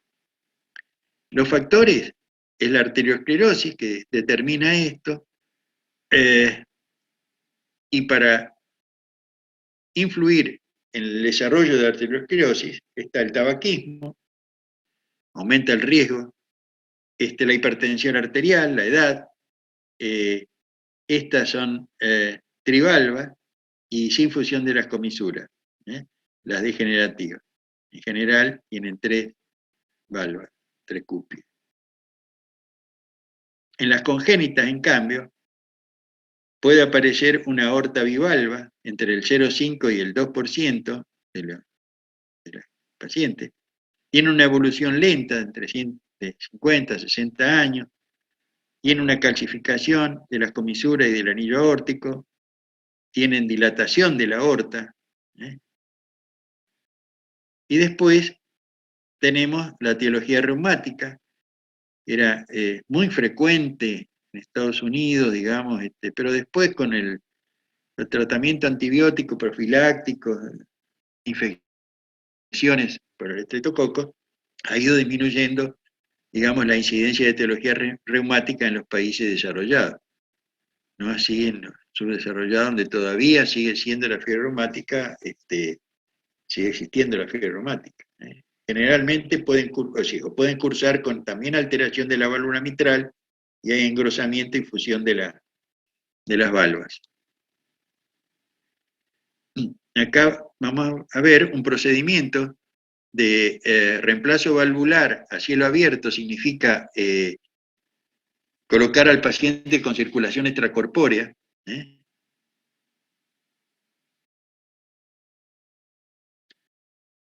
Esternotomía.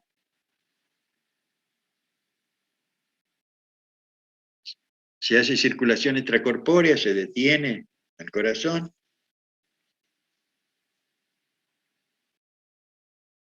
Se reseca la válvula.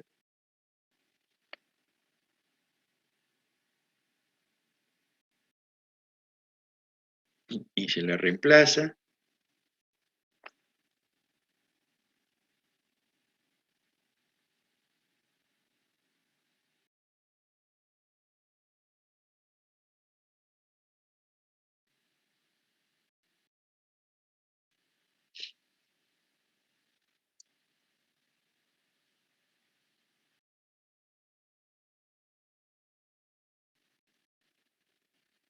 Doctor, ¿esa válvula es sintética o es de cerdo? Esta es biológica. Son mecánicas y biológicas. Bueno, este es otro procedimiento que se está utilizando mucho actualmente, que es un recambio valvular sin utilización de circulación extracorpórea, y es por una vía a través de la arteria femoral.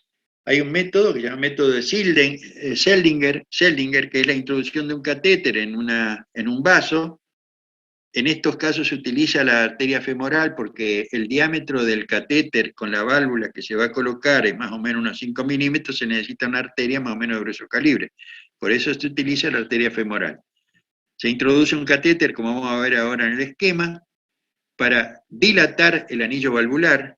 Se dilata el anillo valvular y a continuación se saca ese catéter, ese dilatador, se coloca otro catéter con la válvula y la válvula queda en su lugar.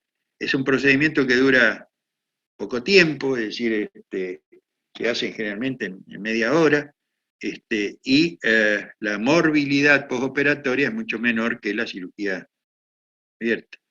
Tiene sus indicaciones y también hay algunas contraindicaciones de acuerdo a si hay calcificación o no, en fin. Pero eso ya es hilar muy fino, de manera que tienen que recordar que existe una vía endovascular para el reemplazo valvular. Esperen, vamos a ver acá.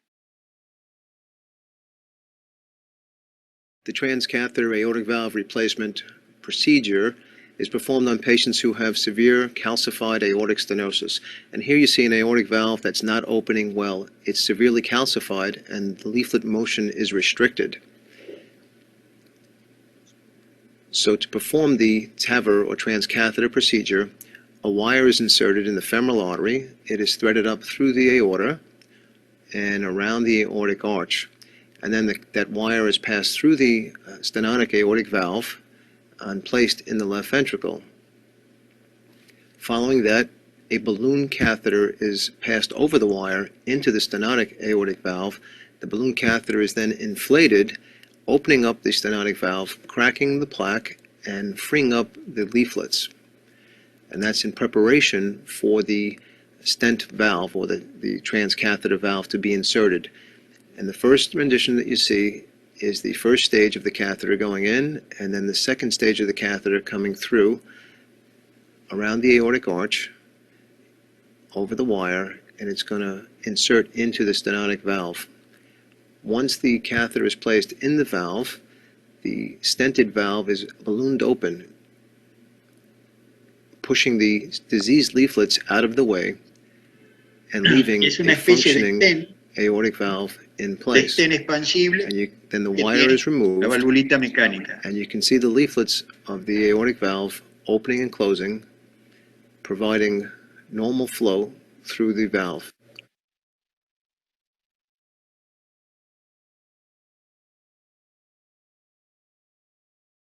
Muy bien.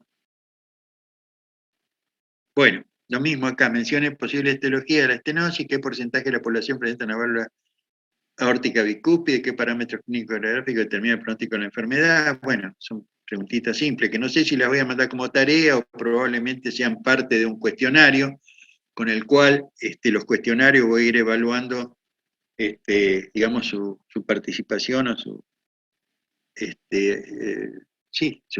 compromiso, su presencia en la era, el aprovechamiento, a través de cuestionarios. El próximo probablemente lo haga el fin de semana, y cada capítulo lo vamos a hacer algunas preguntitas para poder cuantificar, digamos, el conocimiento en base a, y poder ser ecuánimes después en la calificación para la habilitación para dar la segunda era.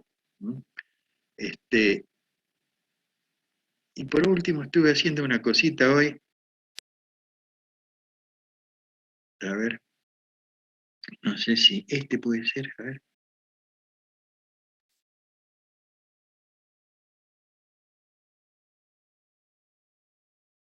Sí, los motivos de consulta. Disnea, de causa cardíaca, por anemia, acidosis metabólica del páncreas, diabética, respiratoria y psicógena. Algo así, digamos, voy a tratar de ir armando, donde las causas cardíacas las vamos a ir señalando, los tipos de anemia, las causas psicógenas y la respiratoria, para después ir preguntando sobre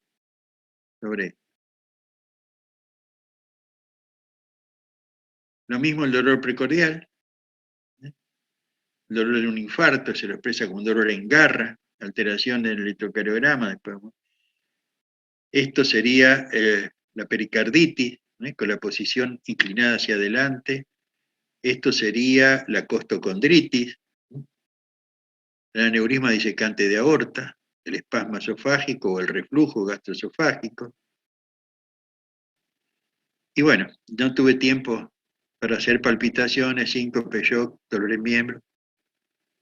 Bueno, por ahí alguno me puede sorprender, digamos, con algún esquema elaborado por ustedes, pero yo no sé si ustedes pueden compartir la pantalla de ustedes y mostrarme lo que hicieron. Esto es lo que no sé. A menos que yo los habilite como anfitriones. No sé si los alumnos... Averigüen si ustedes pueden hacer algo en su computadora y después compartir la pantalla y mostrarla. ¿Tienen a quién preguntar? Profe, se puede, sí. Nosotros en el práctico con el doctor Miguel, el hijo, nosotros hacemos Power y compartimos, cuando él nos da tipo temas que demos, y hacemos Power y compartimos en la pantalla, así que sí se puede. No me diga, pero no sé si no tiene que habilitarlo. ¿Cómo hace para habilitarlo? Porque, sí, el profe habilita. Sí, el anfitrión tiene que acceder a las opciones y ahí va a aparecer Share Screen, alguna cosa. ¿Sí? Aparece habilitar como anfitrión. Creo que era Participant Shade Screen. ¿Eh? Claro, pero usted me está hablando en inglés. Espere, Sí. yo voy a ver acá. Compartir pantalla. Acá me aparece la opción. Un participante puede compartir a la vez, dice. Varios participantes pueden compartir de forma simultánea y opciones avanzadas. Voy a mirar las opciones avanzadas que dice. ¿Quién puede compartir? Dice. Y acá si yo pongo todos los participantes, a lo mejor pueden compartir. ¿Hacemos la prueba? A ver si alguno tiene algún poder para mostrarme o no. ¿No? De cualquier cosa, un power. Para ver si ustedes me pueden... Yo tengo, doctor. Tengo un Word, profe. Y acá, Bolino dice que tiene algo también, ¿sí? Bolino, Sí. voy a Sí. poner, ¿cuántos pueden compartir al mismo tiempo? ¿Quién puede compartir? Voy a poner todos los participantes, voy a poner acá y... Ahí ya me dejó compartir, doctor. ¿En serio? Sí. Bueno, y cierro esto. Y usted ahí me... ¡Oh, qué bueno! ¡Qué bueno! Y entonces vamos a probar ahora, usted deje de compartir y vemos con la alumna que no sé quién era que tenía un Word. A ver, ¿cómo No, se doctor. Y bueno, entonces, Bolino, ¿usted cómo deja de compartir? Que dejó de compartir así. Y entonces, ¿quién me va a mostrar el Word? ¿Soloneski? Sí, ahí intento. Bueno.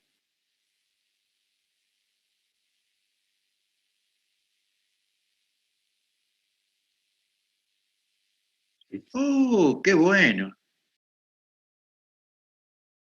Muy bueno. Bueno. ¿Y qué? ¿Esto lo hizo usted? ¿El Word? Sí, era un apunte que hicimos de semiología el año pasado. Estaba leyendo bueno. hoy. Bueno. Entonces, perdieron la guerra porque los voy a hacer trabajar más. Claro. Es muy cómodo. Los hago trabajar y que ustedes hacemos el aula invertida. Hacemos el aula invertida. Tengo otra herramienta y esto es interesante. Bueno, bárbaro. Yo con esto gané la noche porque ya tengo ideas para próximos encuentros que sean útiles, ¿no? Porque claro, yo creo que una cosa, dice el refrán, ¿no? Es un proverbio chino. Dice, si te lo cuento, seguro que mañana lo olvidas. Si te lo muestro, es probable que la semana que viene lo recuerdes. Pero si lo haces, no lo olvidas más. Es decir, es eso, ¿eh? Es así. Bueno, nos vemos, si Dios quiere, ¿hoy qué día es? Miércoles. Bueno, el 25 de mayo es feriado, ¿no? De manera que no hay problema, el miércoles que viene hacemos el segundo práctico.